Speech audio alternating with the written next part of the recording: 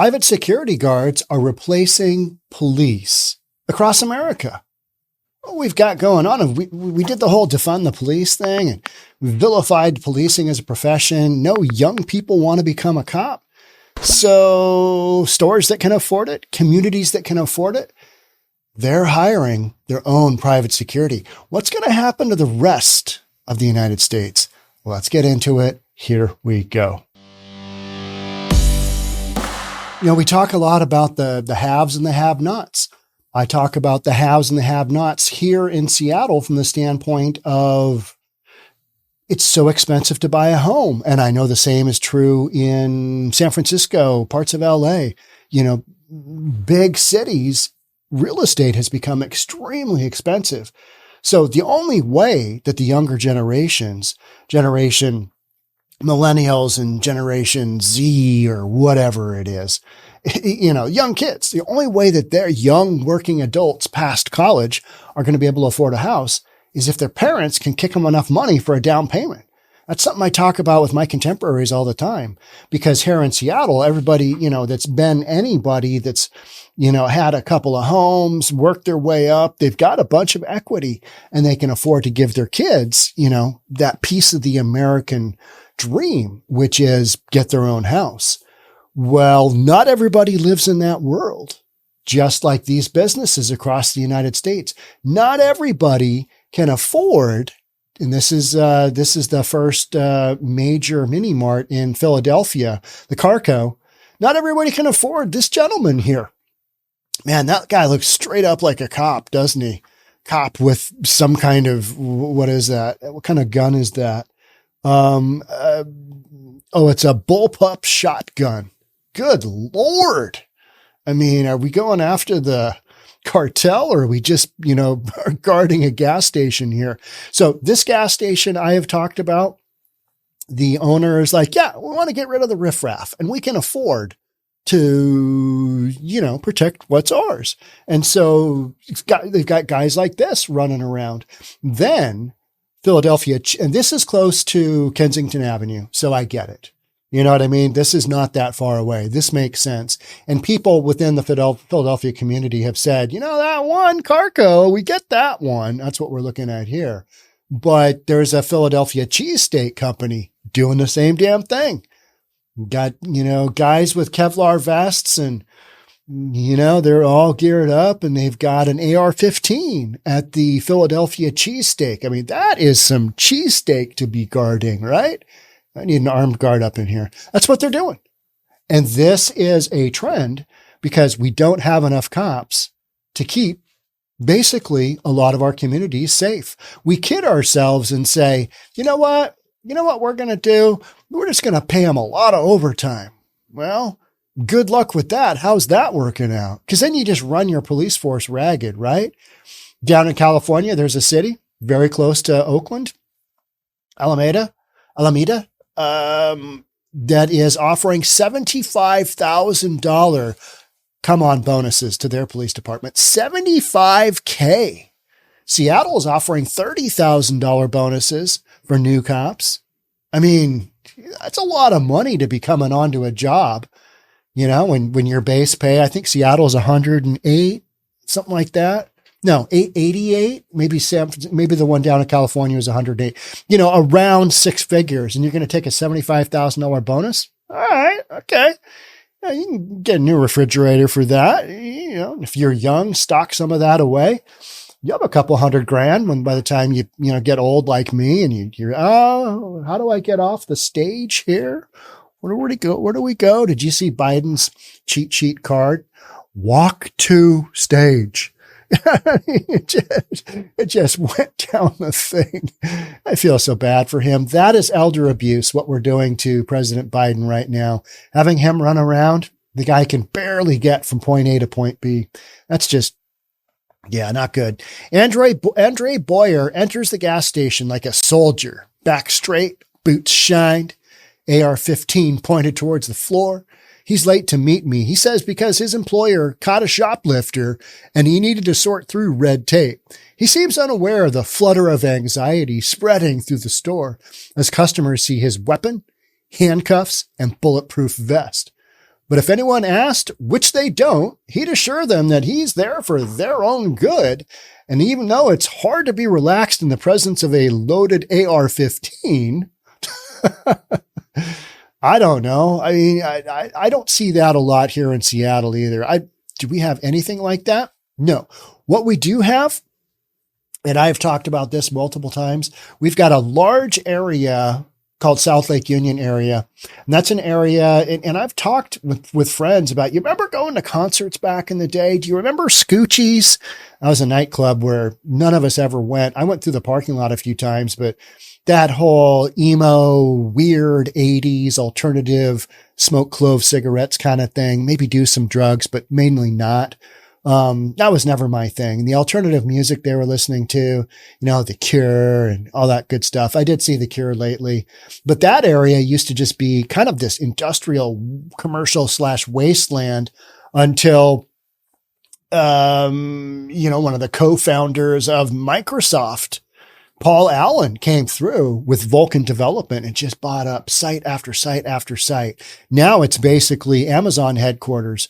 And guess what? Amazon does not mess around. So they've got their entire own security force. And that's why that eastern section of downtown is so secure. You can park in Amazon land and walk down to Climate Pledge Arena. And just zero issues. There's no homeless. There's virtually no graffiti. In that contained area, you get just outside of that area on Mercer Street, where we had, big fire recently and a body rolled up into a tarp, a homeless encampment, as you do. I mean, just bodies here and fires and, just ridiculousness, just assaults, the R word, those kind of things going on. But within confines of Amazon land, there's no shenanigans because they've got an armed force of people that you will see. You'll be walking to the show and you'll just see somebody walking around and, sometimes they're armed, sometimes they're not, but they're not just, not this big, huge, they're armed, but not that way. But we're also talking Philadelphia here, right? So we're also talking Kensington Avenue. If you haven't checked out Kensington Avenue, do it with caution because you may go down a rabbit hole and 3 hours later, you're like, what did I just do with my life the last 3 hours? I watched 67 straight YouTube videos on how bad Kensington Avenue is from the standpoint of xylazine and the whole trank dope issue, right? So we're not here to beat people up, says Boyer, who heads a site, a private protection agency that's patrolling gas stations and hotels in Philadelphia at the behest of store owners, ones that can afford it, right? That's the big kicker. We're here to let the public know that they can feel safe. One of the podcasts that I declined to do, not declined, but I haven't quite got into it, is the lack of laundromats in San Francisco.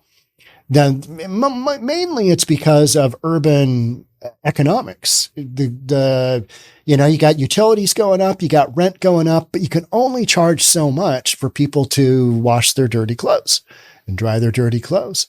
Up to $9 for a load in San Francisco. $9. 3 loads of laundry, $27. That's crazy. But one of the things buried in the article that I read was that oftentimes the laundromats are unmanned. So homeless people can go in there and tear machines apart, set up shop, live there. And if the owner isn't local and isn't managing the shop on a daily basis, that can get away from you. And the laundromats do not have, I'm talking self-serve laundromats. The laundromats do not have the ability within their budget to pay for security. So that's why so many of them are closing up. The numbers don't work and it's a security issue. So, liberal utopia San Francisco has got a lot of housing that is old and is very difficult to retrofit with washer and dryer. You got to redo the electrical, you got to redo plumbing, and sometimes that's just not something that's feasible within these older structures. So, you've got this demand for laundromats, but nobody wants to run them because they're getting ripped apart, they're getting jacked, don't have the money for security in the budget. and the numbers don't make sense at the end of the day, even if you don't get robbed or have homeless people camping out in your laundromat, right? That tends to drive away business. I don't know if you knew that, but that is what happens. People are like, well, they're just unhoused people. They're fine. No, we're not buying that. Boyer's armed guard services boomed over the last year as Philadelphia police staffing issues led to longer response times. Neil Patel, the owner of this Carco gas station, says he hired Boyer in December after thieves stole an ATM from his gas station and the police didn't respond for 6 hours. They're busy on other calls. People might say, oh, where are they? They're busy on other calls, period. If you go down, enough officers in a shift, you're going to be responding to bare minimums. And some guy at a gas station mini mart, you got robbed. Sorry. Somebody else over here getting the crap beat out of them. We're going to go deal with that ongoing domestic violence situation. We'll get to your mini mart when we can. 6 hours later. All right. So if you got enough money, these gas stations kick off some real money. I mean, they do. And it's so interesting that this is Patel, was it? Indians love gas stations, and that's not meant as any kind of, bad comment, but they consistently purchase them as investments. They love the gas stations, love the mini marts. That's why you see so many of them, throughout the United States. They gravitate towards that, and they're willing to work the long hours and put the work in to get them up and running. The two that I go to here in Bellevue. Yep. Not run by white people. Right. So, and I love the folks that work at the ones that I go to. It's like, all right. Yeah. So you don't have the same skin as me. I don't care. I'm more concerned about their, do you have the kind of potato chips that I like? Do you have? Okay, you do? All right, we're on. I'm your friend. Patel is not the only business owner shelling out money for private security as police departments across the U.S. lose staff. Already struggling to recruit new applicants in 2019, police departments saw a spike of retirements and a drop-off in new recruits after the 2020 murder of George Floyd and the subsequent backlash against police, said Chuck Wexler, the executive director of the Police Executive Research Forum. In Philadelphia alone, police staffing levels dropped nearly 10% from the end of 2019 to the end of 2022. A recent government audit found nationally, the number of sworn officers dropped 7% between 2019 and 2021. Nationally, 7%, almost 10%.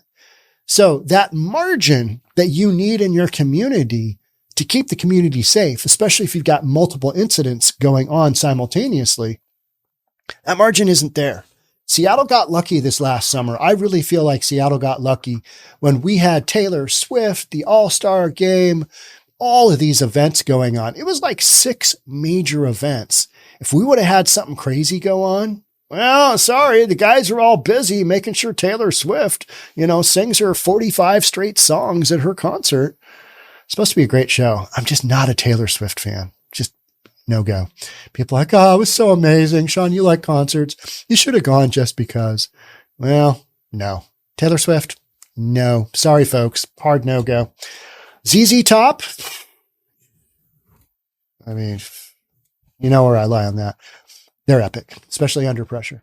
While police departments were losing officers, crime was rising in many parts of America. Murders, assaults, and car thefts rose nationally in 2020, according to the Brennan Center for Justice. I didn't know there was a Brennan Center for Justice, but I'm all for it, right? And who knows? All those centers for justice, they seem to be just, they go down these crazy roads more than they actually bring about justice. And an increase in homelessness has heightened anxieties about safety because the homeless are on drugs and they need to steal for their drug addiction habits. So there you go. Not that hard to figure out.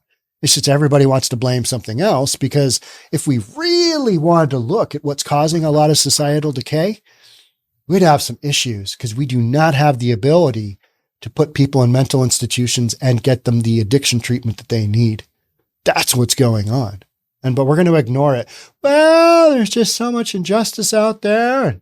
And there's a lot of racism, and it's not racism causing what you got going on. It's policy that these cities have enacted that is going wildly sideways on them. And then the vast majority of people just want to ignore it. Yeah, everything's fine. Seattle's fine. These factors bolstered the private security industry, which had already been growing steadily since the terrorist attacks of September 11th, but has boomed since 2020.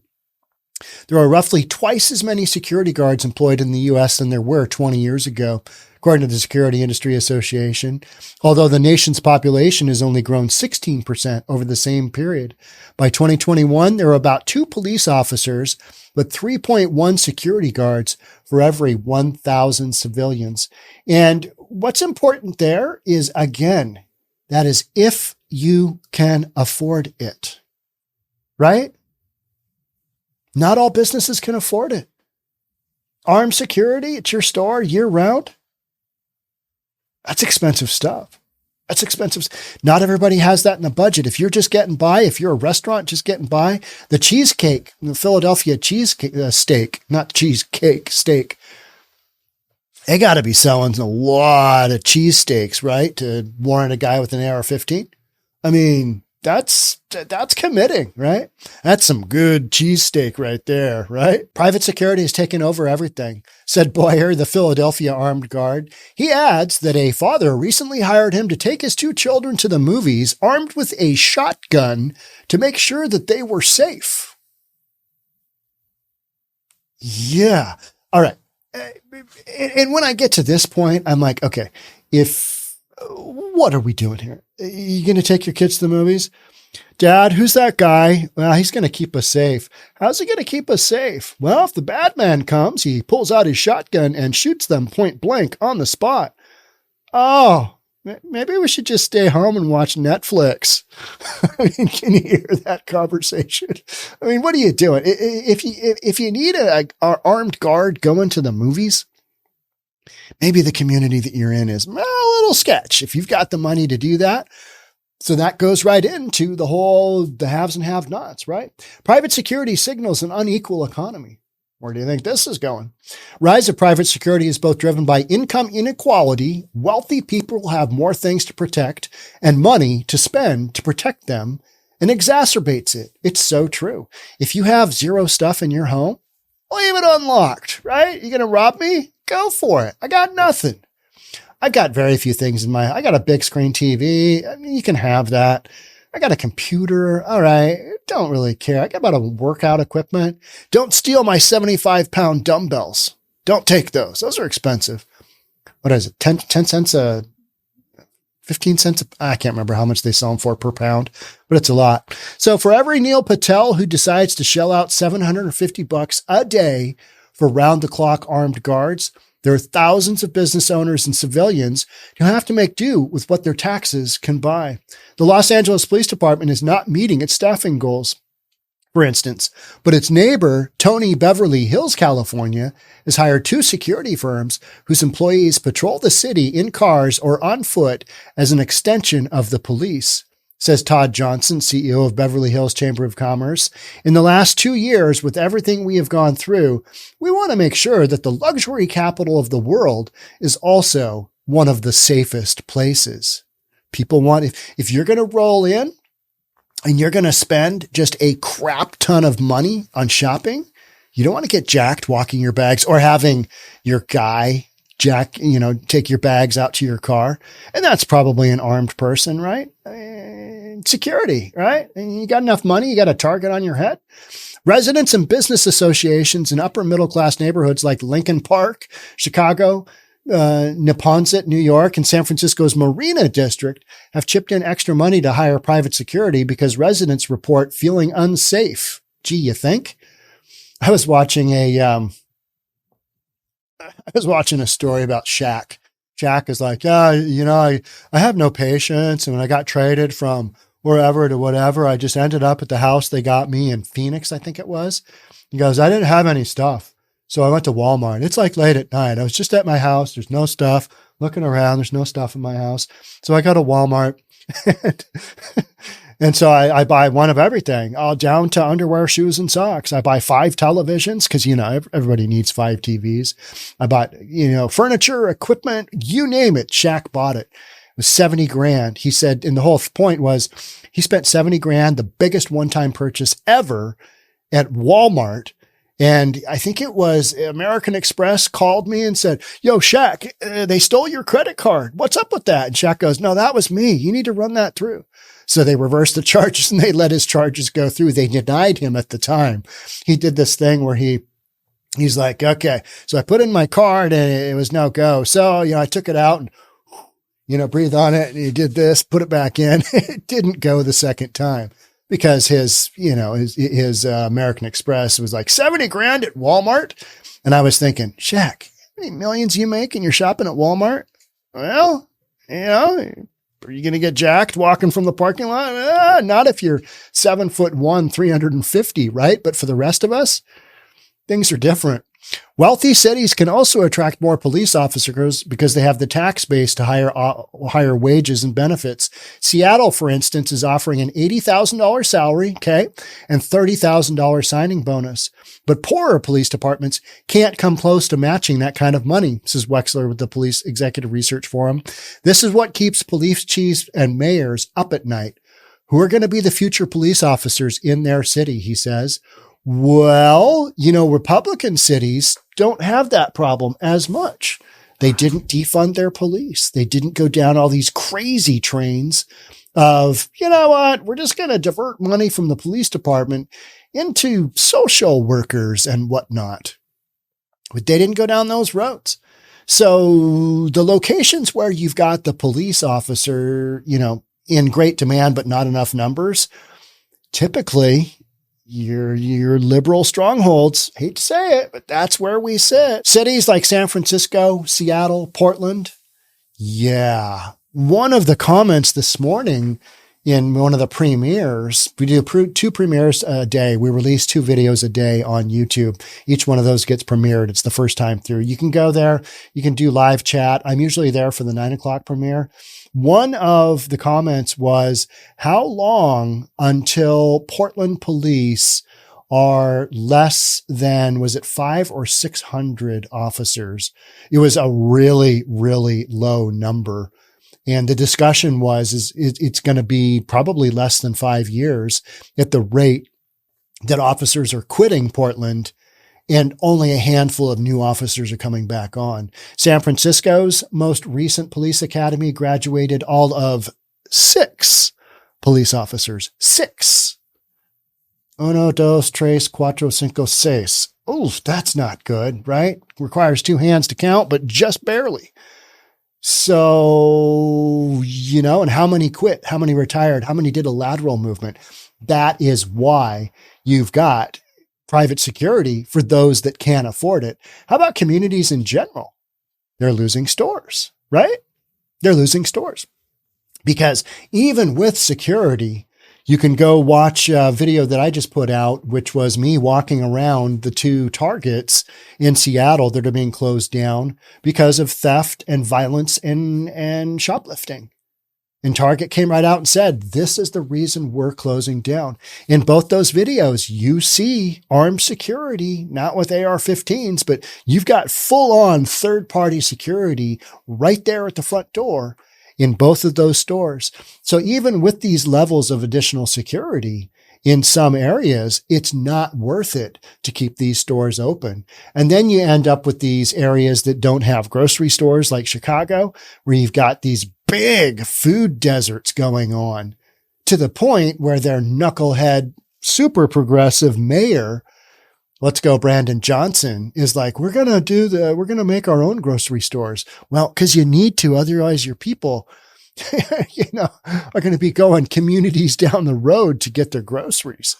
And that's, just truly not acceptable because it really impacts the elderly and those who are economically not able to put tons of resources into going getting their groceries. In other words, they got to spend money doing yet another bus ride or whatever, getting to wherever they're going to get groceries.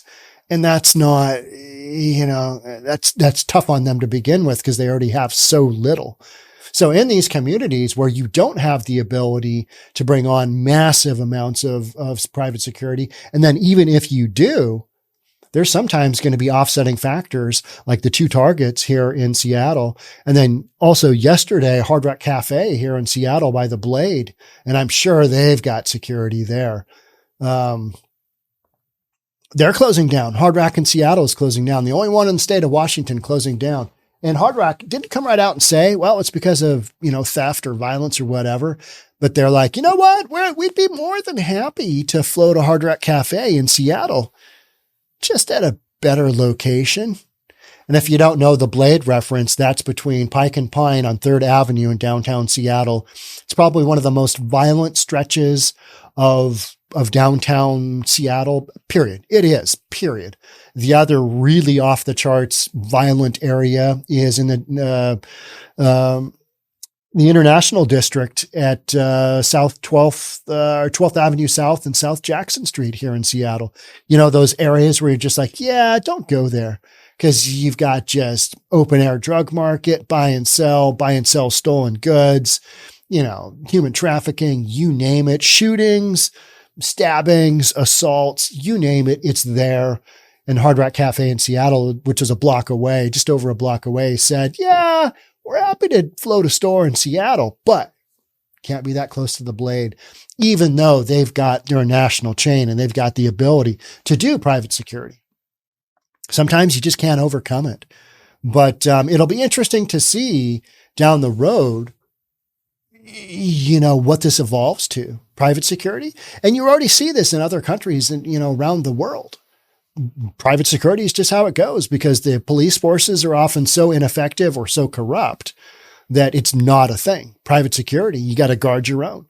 But then that comes down to, all right, certain communities are going to be okay and they're going to draw people in because they're safer. Other communities, not so much. And if you defunded your police, yeah, like Seattle did under another mayor.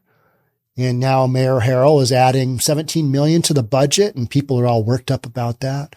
Now we needed to give it to social workers, give it to the unarmed social worker. I'm sure that'll be just fine. But that's what we're doing here in Seattle. Knuckle-headed progressive moves that go absolutely nowhere. In fact, they go wildly sideways. And then we sit around here in Seattle going, there's no crime. It's all fine. It's all good. It's okay.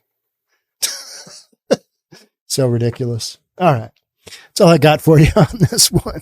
Private security, it's a thing. But, $750 a day, you and your children can have a real nice father-son, mother-daughter environment where you got Bill over there with his shotgun making sure you're safe at the movies. All right. And there's a field trip for you. Okay. Thanks for being here. We'll catch up on the next one. Bye for now.